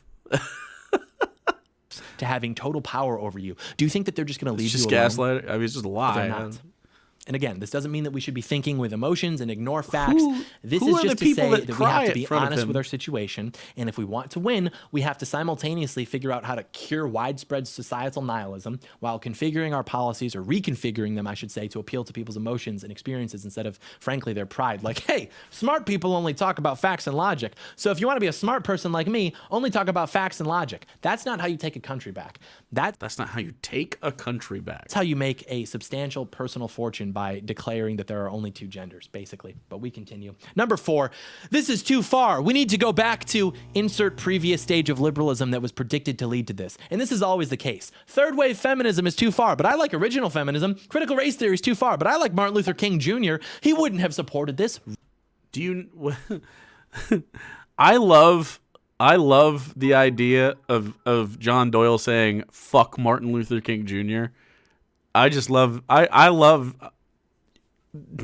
Right wingers use MLK all the time to prop up their own arguments, and it just makes John even less palatable to people. This is good. This is good. It's not good for him. It's good for us. Conservative arguments are always about fucking emotion. Always. Really? The AstroTurf communist activist Martin Luther King Jr., who wrote in his journals about things exactly like critical race theory, he wouldn't have supported it? Really? Then why do all the veterans of the civil rights movement who marched alongside him, why do they support it? That's a really good argument for in favor of these things.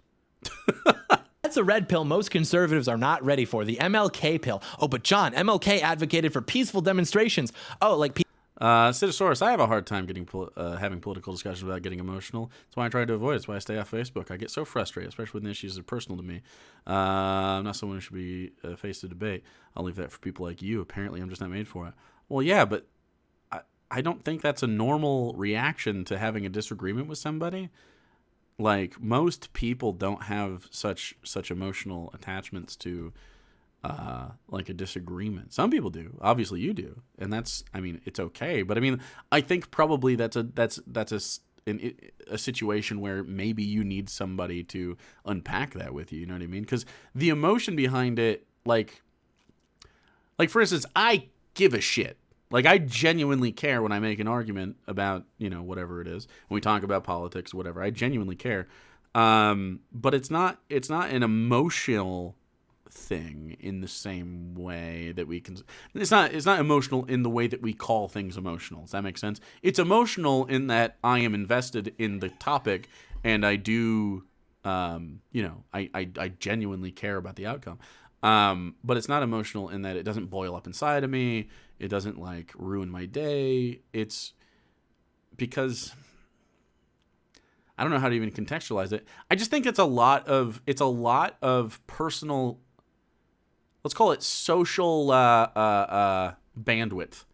It's a lot of social bandwidth to offer somebody like a John Doyle who does not deserve the kind of investment in your emotional well-being that you're giving them in that situation. Does that make sense? Like, I would much rather push that in love for my dog or my girlfriend or my friends or I don't know, like just like passion towards something else. I just don't have time that I invest towards just negative stuff very often on purpose. It's by design. So yeah, I think if you can't handle it, it's probably a good thing to stay away from that, and also a good thing to maybe try to unpack. Like, get yourself nice and high and really try to dig down deep and see what, like, keep asking why. And maybe have a friend there, someone that you can talk to. Or a therapist would be the ideal situation, but I know that's not necessarily affordable for everybody. So, yeah. It's also a factor because your privilege, your social bandwidth isn't enough. Well, of course, yeah, absolutely. And this is what I'm saying. Like depending on your situation, that's why I want to make sure that, like, this is applicable to anybody in any situation, because your bandwidth is enforced by, whatever sort of, I don't know, issues that you personally have. Like, if you're trans, for instance, and you're constantly defending your own existence against transphobes, that sounds exhausting. Let me do it. You know what I mean? My existence is validated by them all the time. Even when they think I'm genuinely a corn-gendered person, which is a thing that happens to me. It's not a thing that personally bothers me. So, I would just try to stay away from stuff that is. It's a form of self-harm a little bit sometimes. Like, if you are. However, I do think that you should advocate for yourself when you have the, again, emotional bandwidth for it, social bandwidth for it. Advocacy for yourself can build very positive sort of, what's the word I'm looking for? Integrity, maybe? Self-worth? I don't know. There's just that sort of self-respect that I think a lot of people don't have in the quantities that they deserve. That makes sense? Not to say that the only way to get self-worth is to fucking debate Bro John Doyle or someone like that. I'm just saying, like, if you find yourself getting browbeat by people, it's something that maybe you could benefit from working on. I certainly did. I was a very emotional teenager, and like up until about like 17, 18, and then I really turned a corner from that. I don't remember the mechanism for that, but I was definitely like super emotional about stuff all the time, and I didn't become desensitized. It just stopped being a thing. And then over the years, definitely now, I'm just more serene. And I think when you're younger, I don't know how old you are. I think when you're younger, that's definitely harder to do, especially going through like any sort of changes in life. Like, I'm definitely a much better person than I ever was in my life. And every day I get better. Mostly because of talking to people like you guys in chat and experiencing I don't know, other people's points of view and trying to intentionally learn about things that I'm ignorant of. And then making sure that, and I still have, just like anybody, I have insecurities. Everybody does. Just none of them any of you can touch. So, you know what I mean? So, anyway, hopefully you can find mechanisms to help you guys in those situations. Peaceful. I know a lot of people get upset. Protests? Who told you that? Your public school history teacher? Just like Antifa is just an idea, right? Just like 93% of Black Lives Matter protests 2 summers ago were peaceful, right? Do you understand that almost everything you were ever taught about... I mean, that's more peaceful than the average household of a police officer. Tossing that out there. History is a lie. They're writing the history books because they won. And as they keep winning and writing history books, your kids are going to be taught that Antifa and Black Lives Matter are just ideas that are peaceful. And my sons, all 7 of them, are going to have to red pill your kids. And then you're going to witness history repeating itself because people online in the 2050s will be writing, the mass execution of conservatives is not what Black Lives Matter was about. As a George Floyd conservative... That's like literally what's going to happen. George Floyd conservatism. Dude, what? He has no perspective on anything. It's so weird that he, like, does he go on 4chan and like R the Donald and just like believe this stuff? Like, it's so weird that he thinks that any of that is like reasonable. What's he talking about? He's talking about a fake, made-up political advocacy thing. Nobody on the left is thinking about, like, these are not our goals. It's so strange. I hope John Doyle gets on one of the first rocket ships to Mars whenever Elon goes. That would be amazing. And I'll say this. Honestly? Wait, hold on. As leftists, consider this. Should we be very anti-Mars colonialism? Because I feel like a lot of capitalists are going to go there. You know what I'm saying? They might be like, oh, cool, yeah, I can make it'd be like a new gold rush. You know what I'm saying? I mean, between COVID and going to Mars, we might be able to have a pretty cool place. maybe there's a silver lining, you know? But the pollution from it? Yeah, but then they're going to go to Mars. It's initial pollution, and then we lose the pollution because the people that exacerbate global warming are going to be on the rocket ships going to Mars so that they can labor for Elon bucks. Smart, dude. Smart. About boomers, because it's a double-edged sword since they can't accept that things have changed. So, like, on the one hand, they're like, no! Our bones deteriorate in low gravity? Our bones don't, but theirs sure will. We just need small government.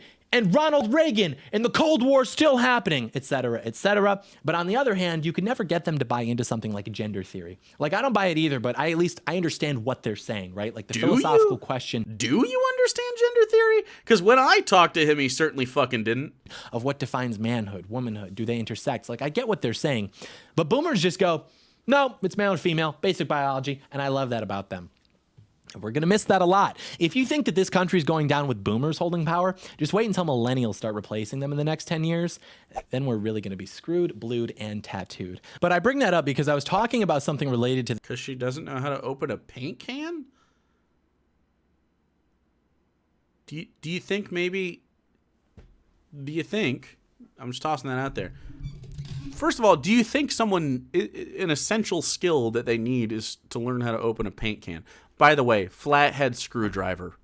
That's how you do it. Take a flathead screwdriver and stick it in the lid and pry it up. You could use other things that pry, but that's the best one. It's not an essential skill. Like this is always like a thing they do with like Zoomers and stuff. Like, oh, show a Zoomer a fucking rotary dial phone, and maybe Zoomers don't even know what that is. So, rotary dial phone. So a rotary dialing phone is one of these. Why would a Zoomer ever need to know what the fuck this is? Some millennials don't even remember these, but I had one as a toy in my house. Millennials will just make paint cans easier to open. True, just make paint cans easier to open, dude. You stick your finger in one, and you rotate it until it hits the thing, and then it goes back, and then you stick your finger in the next thing. So, like 1, 2, 3, and then you go like 9, 0, 9, 8. That's your phone number, dude. That's the way rotary phones work. Like you don't need to know this shit. Do you think I know how to work a cable phone? Like, I don't fucking know that shit. What do I talk to somebody on the other side and I go, hey, operator, connect me to this or that. Operator, could you connect me to Lois? And they're like, yeah, Lois, the one? I'm like, yeah, that's the one. Here's my transatlantic accent. This with my mom the other day, and she goes, well, what do you think about Martin Luther King Jr.? And I go, you think I like Martin Luther King? And she goes, well, I don't know. You know, my brother never liked him. And I was like, let's flipping go. Based Uncle Rob, the Maverick strikes again. But here's the point. We don't like feminism because it is the complete inversion of reality. It is built upon the idea that man. Your 1920s voice sounds like Seinfeld. To do Seinfeld, you have to do a little whinier.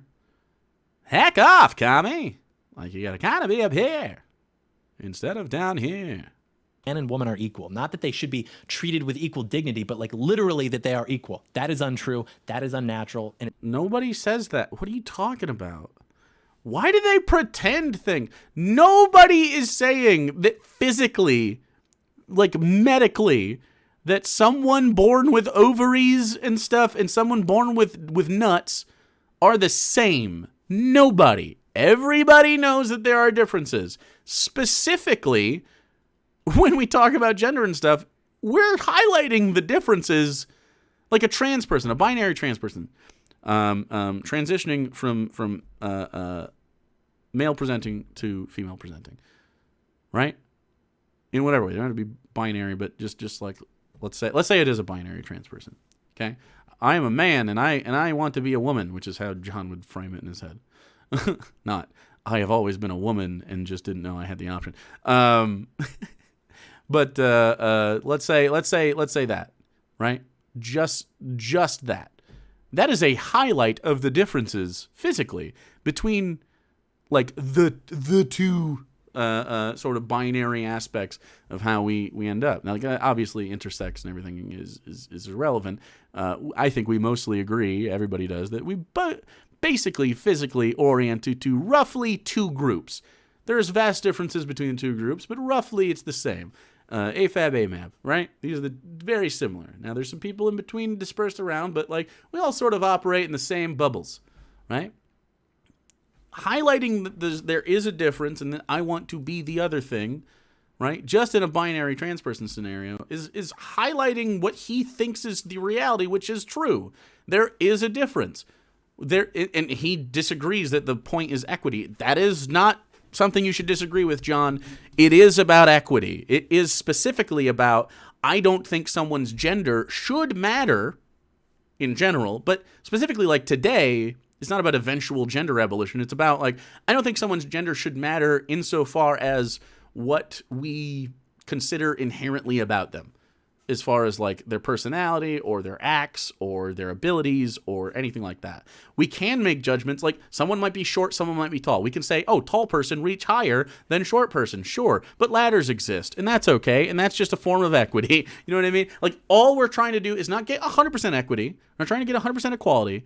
We want everybody to be able to have as close to a level playing field as possible. That's it. There will be differences. We will try to compensate for those differences if they need to be. If those differences are just like aptitude, for instance, that'll sort itself out. Like, for instance, you don't want me on your track team. I'm not going to do well. There are other people with a higher aptitude for track. What you do want me to do, however, is cook you food because I'm fucking bananas, bro. Look at this lasagna. Are you fucking kidding me? I'm nuts. Look at the grill marks on this tortilla on my mushroom fajitas, bro. I'm fucking crazy. You want me in the kitchen, but you don't want me running because I ate the lasagna. You know what I'm saying? These are just aptitudes for things. And that's okay. And I think they misunderstand like equality for ignorance of aptitude. No! Nobody's doing that. If LeBron James is trying to make fucking I was just saying make. If LeBron James is trying to cook and I'm trying to play basketball, I think maybe one of us is going to be better than the other one at these skills. And maybe we should swap spots. Huh? Maybe. Sorry, that was unintentional. I sort of swatted my thing. My bad. If I give you 1,000 bits, will you shovel that lasagna into a FedEx bubble mailer and send it to me? No. And it's actually satanic, which could be why less than 100 years later, child sacrifice is completely normalized in our culture. What? But when you accept that... Oh, he thinks He thinks that abortion is child sacrifice? idea, then anything else is totally fair game because you What a have cute established way. the slope. And it's a slippery one, as you can clearly see by this point. Or even Child MLK, sacrifice. same thing. Like, that's quite literally just an appeal to emotion, calling it child sacrifice. Like, and he knows that, right? Like, that's not even a good argument. Child sacrifice to what? Fucking Baphomet? Like, what? The principles enshrined by the civil rights movement were expected to have consequences, and exactly what was predicted has come true. Sacrificed at the altar of feminism. What happens when you legally enshrine equality, not just between men and women, but everyone? Yeah. And then when that equality doesn't happen, because not everyone's equal, you get things like critical race theory. What are you talking about? That is not what... Okay, pushes for legal equality have nothing to do with physical differences or biological differences or even social differences. It's literally just equity under the law, meaning that black people get to own houses just like white people, like everybody, regardless of any sort of like defining factor about them, has the right to a fair trial. It's not contingent upon their physicality. These are the things that we're talking about when we talk about equality. We're not talking about fucking like I don't know, having forcing half players on the LA Lakers to be women for the statistic. Like, that's not what we're talking about. Like, these are aptitude-based professions. That's okay. And like, it's just so weird. It's just like this is make believe. He's not talking about a reality that anybody is engaging with. This is quite literally make believe. Good night, Pingo. Affirmative action, all of it. It's unavoidable. So it's not enough to say, well, we just need to get back to earlier stages of liberal ideas because those ideas are what led to this in the first place. And the reason people... Affirmative action was specifically engaged because there was a vast disparity, and it's not a terribly great idea, though it did help in a short term, because, you know, it's pretty hard to desegregate the country and still expect social equity.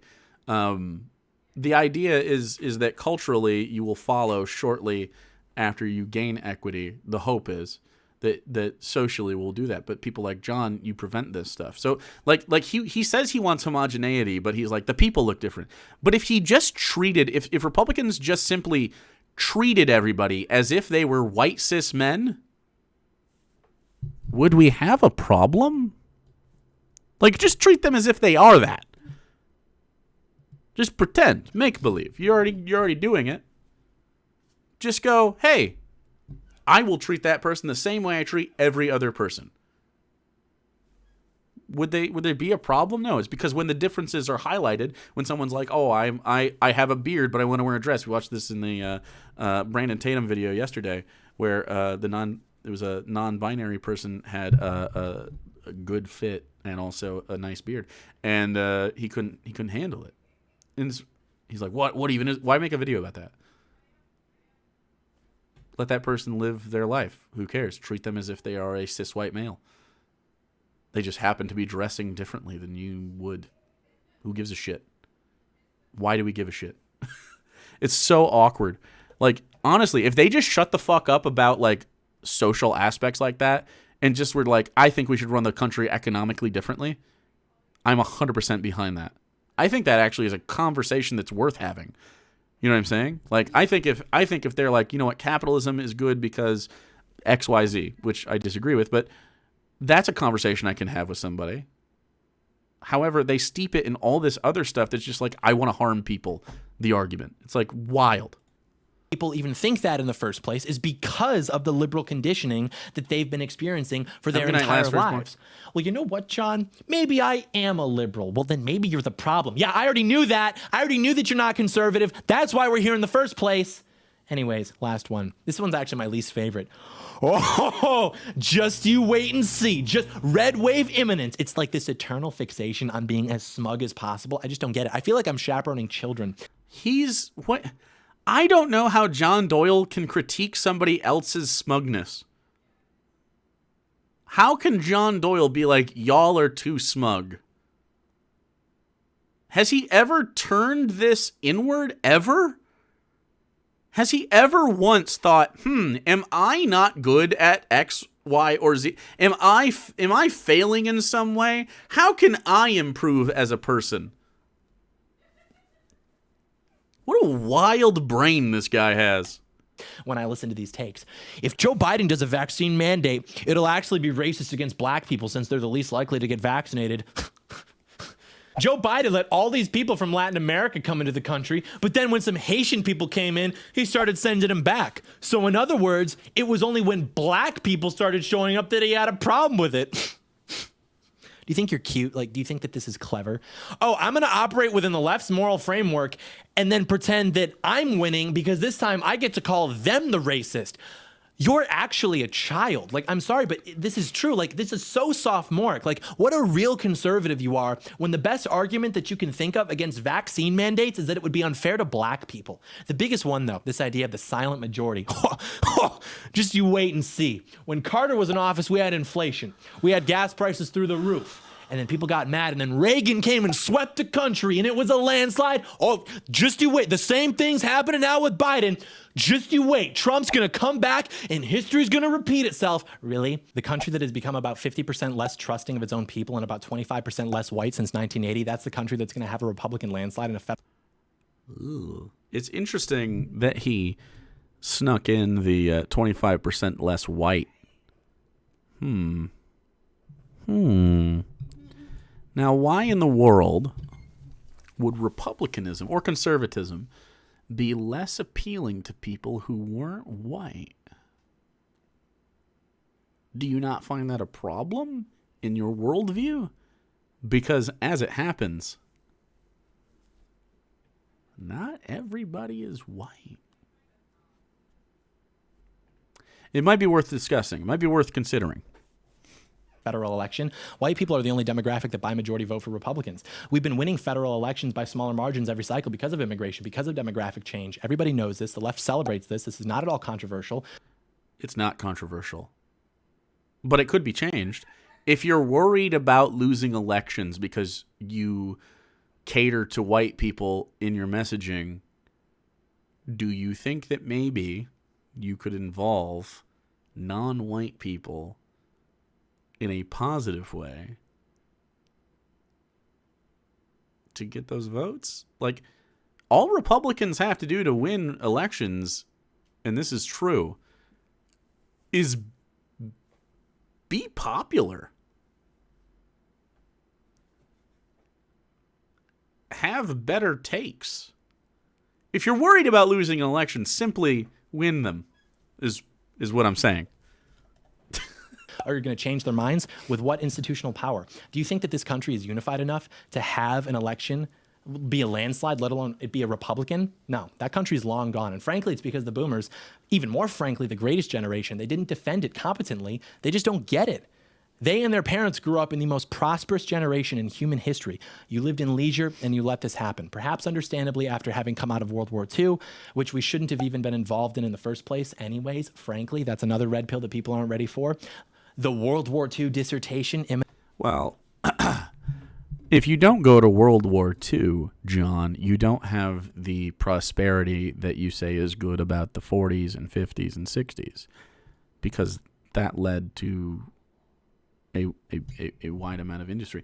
Also, it led to, I mean, there's so much more that goes into this with treaties and allyships and all that sort of stuff.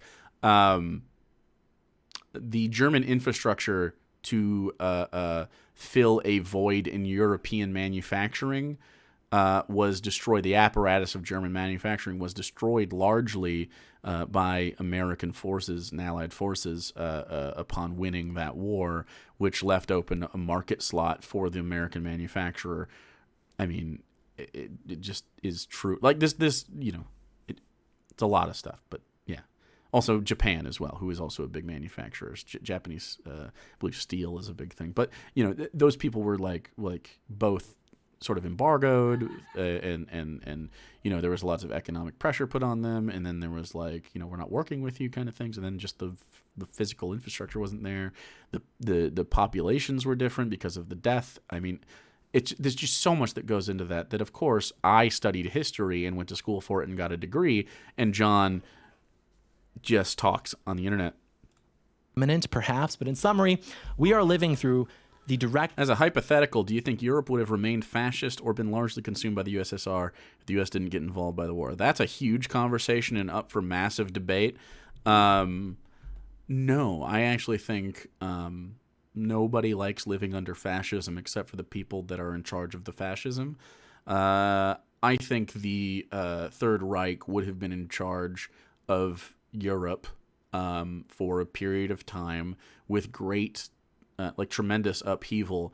And then I think a second war or third world war would have happened after a certain point where the U.S. and the USSR and possibly Japan, if they wanted to make up for past infractions, and maybe India as well because they had British forces. I think there would have just been World War III pretty quickly after that, because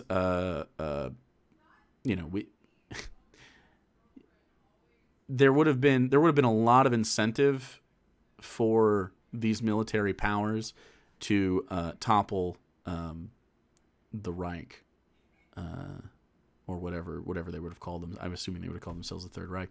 But and they've had the Lebensraum, so they had living room, and so they'd be a little dispersed, especially if they settled down and got post-war a little bit. But you can't let them settle in too much because then they could consolidate their military might instead of scrambling. So really, I mean, they did tactically the most wise thing was to engage the way they did engage in World War II. So that you still had, that sort of scramble for resources while you're in war.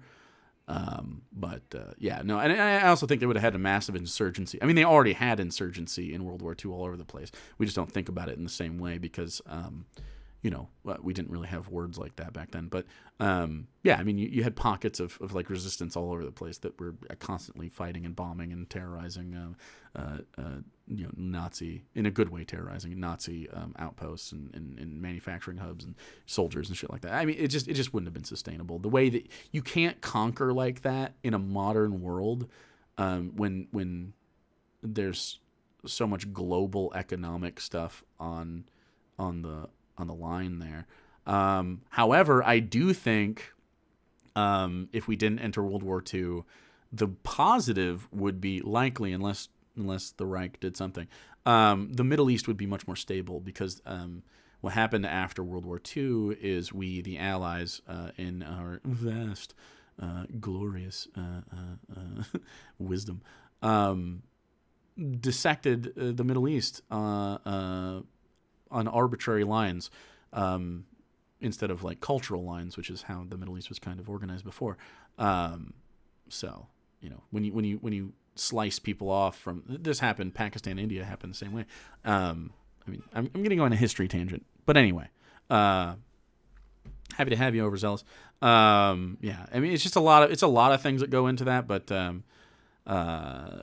we'd have better and worse situations, mostly worse. But I don't think the Reich would have existed for too long.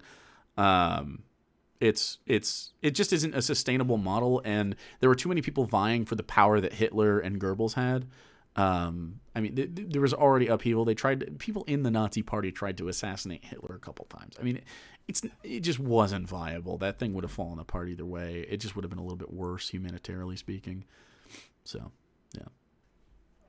Now, I was told I have to finish this video. Result of a decadent mindset. You cannot expect to be apathetic, to be amoral, and just for everything to sustain itself. Do we now understand the results of this little sit back and do nothing experiment? Those types of people are not going to be in control anymore, and they don't deserve to be. We are going to take this country back. By the way, I feel like I'm doing a good job tonight. Do you feel like that's happening, chat? Do you feel engaged with chat? I feel like I'm doing a good job. And we are going to do so by putting people with spines into power, as opposed to putting people without. Apparently, there's a song at the end of this that we have to listen to or some shit. Oh, he plays the guitar. Okay. All right. Here's what I'm gonna do. This is an opportunity for the editor-in-chief to make a call here. You can end the video right now, and that'd be fine. I will do a sign-off for you. Or you can keep John Doyle's guitar thing. Or you can split them up and make it a whole separate thing by itself. Let's see what happens. Anyway, that's John Doyle. boomers are apparently have ruined the world for him because they weren't conservative or fascist enough, which is very strange. So yeah, I guess that's how we how we win. I guess is just keep on the boomer train. I don't really know. Like, John Doyle doesn't know who he's arguing against. That's definitely chief among his problems. Is he thinks like there's some sort of like leftist, we want to kill all the right wingers thing going on, which is not a thing in leftist spaces. There's some like militant leftist spaces that are like, yeah, let's fucking kill them. But I mean, like when it comes down to it, are they fucking out there like killing folks? I don't really think so. There's some people that would, but I mean, like, they're not that popular. There's sometimes when political violence is obviously necessary, like World War II was a great example of that. But you know, I don't think John Doyle making videos in Texas is like, you know, go attack John Doyle. Like, he's just wrong about stuff. And in this video, he alienates people that agree with him, which is funny. But he also just doesn't know his target, which means his arguments aren't going to be good. And he uses, you know, he's like, oh, I'm anti-logic, facts and logic. And then he argues from like this really, quite literally puritanical, in his own words, puritanical religious sort of framework that he himself is not willing to live by, clearly, but that he prescribes for like everybody else, which is, I mean, it's fascism 101. Yeah, I just don't think he's terribly appealing to people. I mean, obviously, he has a decent amount of subscribers. He has, 319,000. This video only has 33,000 views or whatever. It came out yesterday. I mean, that's not bad. It'll probably end up at like 100K at some point. But I don't really think people are like politically motivated with John Doyle. I think they just sit there and listen to him because he does a meme, and they're like, oh, this guy talks fast. That's good. But he's not really saying anything. Pretty weird. But anyway, that is the end of the John Doyle thing. But what we are going to do, if you're sticking around, is we're going to watch John Doyle on the guitar right now. John Doyle making a song, a John Doyle song, a John Doyle special. Let's hear it. This is a song about the leader of our movement. Hold on. Can we like, I think I want to do something special for this. And I think if I do this and then press Control, okay, it does work. Okay. So what I'm going to do is I'm going to go here, and then we're just going to make them big, and we're just going to put John right in center there, okay? We're just going to put him right in the center. Who 30 years ago today, well, he's not very good at guitar. Went to go buy something from the store. The nanny state said that he was using counterfeit currency. Is this like off the cuff? Is he freestyling? But when you think about it, fiat currency is just as valuable as fake currency. Is this? And the police didn't like that, so they killed him. What's happening? Because he was an Austrian economics guy, just like us. Is he gonna? His name was George Floyd. And today, we commemorate the loss of the face of modern conservatism, George Floyd. Where are you? And I'm so sorry. I cannot sleep, cannot dream tonight. I need somebody and always. This fentanyl's toxic, like surprisingly toxic, it's a problem. And as I stared, I counted the black people on the sidewalk recording me so I could go viral. This is embarrassing. Like when we had St. Martin. But it's not funny. Ah! And before him, Trayvon, will you come home and rob my pregnant girlfriend? Rob my pregnant girlfriend.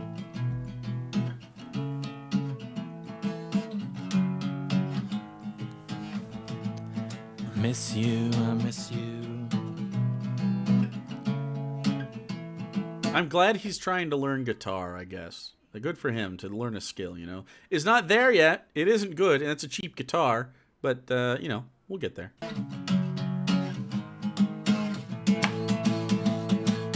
Don't waste your time on me. You're already I will not stop this. the voice inside my head. George Floyd. Just saying George Floyd is the joke. Don't waste your it. time Thanks, on Secular me. Nick. You're already the voice inside my head. George Floyd. We miss you because it's the 2050s and we're George Floyd conservatives. That's the joke. This is a song called "Subscribe to the Channel." This is the campfire when we have the compound. We do a little subscribing to the channel, turning on post notifications, sharing the video with a friend, leaving a like, and also leaving a comment. If you want that was so esoteric. This is actually the most esoteric outro in the history of the channel. Is this For the 3-year anniversary almost, we just have to get more esoteric with the 2-minute outros. You have to know the case. Should I ruin it? I'll ruin it because that makes it more esoteric. Because sometimes I don't ruin it, so we have to add an additional layer of esotericism. Okay. So you esoteric doesn't mean lazy, John. have to know. Okay, let's see The case details. Well, first of all, you have to be familiar with the concept of the 2-minute outro. Then you have to be familiar with the case details of the George Floyd thing. Then you have to be familiar with that song by Blink-182. Then you have to be familiar with Tom DeLonge leaving Blink, going on a tour with Angels and Airwaves in the summer and fall of 2019, doing a medley where he played a bunch of songs, starting with the I Miss You acoustic version. There's just so many things that you just have to know. You really just have to take all these things into account for it to make sense. It's really kind of a high IQ thing. You kind of have to have a high IQ to really understand what that whole thing was about. It was kind of meta in a way, which I don't care to explain right now because we are approaching probably the 3.5-minute outro. Anyways, thank you so much for watching. Okay. God bless America. God bless America. All right.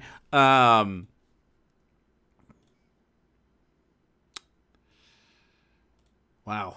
Wowzers. I didn't realize that was going to take as long as it took.